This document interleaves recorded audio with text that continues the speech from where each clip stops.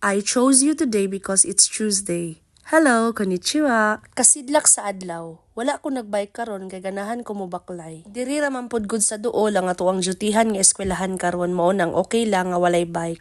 Ganahan gyud ko sa ako ang schedule pag TTH kay wala gyud ko'y apason nga bus unya dili pud ko kinahanglan moadto sa station. Unya pwede pud ko magpadugay-dugay gamay og bangon. Same lang tanan diri ang sugod sa ilhang oras para sa first period. 8:50 siya magsugod tagabuntag. Kining ako ang gibaklayan karon kay kilid ani dira nagaagi ang train. Rare lang gyud kaayo nga na ako'y makit-an tagabuntag nga magbaklay pareha ani. Gisulit gyud ang kainit karon kay ugma daw magsugod ang negative so tugnaw na gyud siya kaayo. Pagtabok nako ganina sa pedestrian, wala ko kabalo nga nada estudyante nagsigi og panawag nako. Mga third grader ni sila nya, mga gagmatoy kaayo no. Nagtabi mi ani nila habang nagbaklay mi padto sa eskwelahan so medyo duol-duol na lang maabot na mi ana. Ila akong gi-interview ana daghan sila og gipangutana sa ako Dapat manggod, dili sila diri nga dalan nag-agi kay lahi ang dalan pasulod sa eskwelahan sa mga estudyante. Sa pedestrian pa lang daan kay nanghangyo na sila sa ako kung pwede ba daw sila nga mosabay so nisugot ko. Pagtabok na mo sa pedestrian kay ilahan ng gipislit ang boton tapos nang hunong na ang mga sakyanan. Pag humana mo og tabok no kay nang linya pa sila para magbaw sila sa mga sakyanan. Pag abot na mo sa eskwelahan kay nang hambog pa sila sa ilang mga classmates nga nagsabay lagi daw mimo nang dali ra sila naabot. Karon di ang adlaw kay wala tay klase hangtod udto. Ang atuang klase after lunch pa nya duha lang pud ka periods. Unya wala man koy buhaton mo tong naghimo-himo na lang ko og card para i-example unya sa amo ang klase.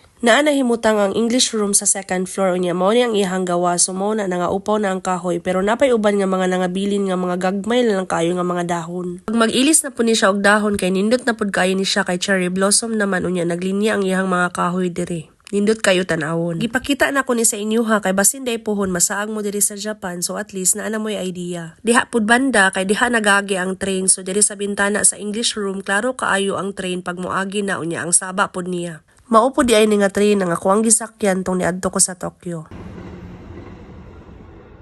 Paguman sa klase kay nagmeeting ko sa mga teachers para sa sunod nga lesson.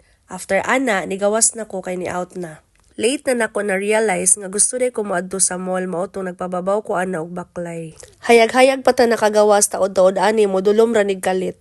Nidalikyat na lang ko og adto sa market kay doon na lang man pud siya gikan sa eskwelahan kapoy na pud og balik-balik para magkuha lang og bike. Every time mo agi ko diri kay wala gyud ko'y makita nga nagdula-dula, nagtambay-tambay, nagchismis kay ingani gini siya permente diri. Dili man pud hinuon siya hadlok agian para nako kay balay man ang kilid niya. Kaya lang wala lang gitawo. Naana ta karon diri sa gawas sa mall mo na siya tapos ang kilid ana mo nang station nga ato ang ginaadtuan every MWF. Pag abot na ko sa mall, diretso na ko diri sa ilahang market.